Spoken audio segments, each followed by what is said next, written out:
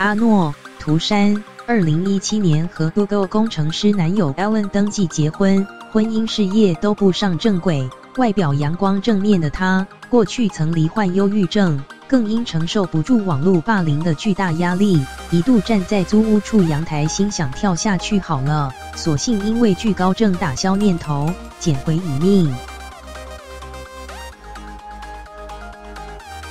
根据苹果日报报道，阿诺主持节目爆红，却也惹来不少负面声浪。曾有2万多人在论坛上攻击他，让他承受巨大压力，天天在家里爆哭，更常常睡到一半惊醒，因此陷入严重忧郁。他透露，当时曾站在顶楼加盖的租屋处阳台，看着对面的医院，一度动了跳下去的念头，但后来因为惧高症不敢跨出去，因此对自己喊话：你看你连死的勇气都没有，你就给我好好活着。后来认识工程师男友 Alan， 逐渐摆脱忧郁情绪。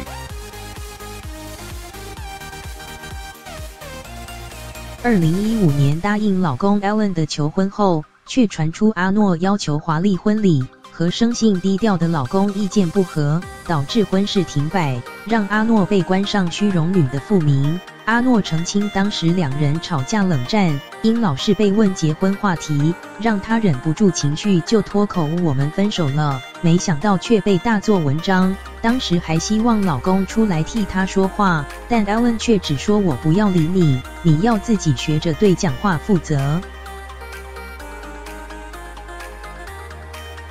阿诺只能怪自己当时不成熟，虽有想过要跳出来解释，但又却不，我怕我没有办法接受。他们在接下来的舆论，让他开始学会为对方和私事保留多一点隐私。如今2人感情和睦，目前正努力拼造人计划，盼早日升级一家3口。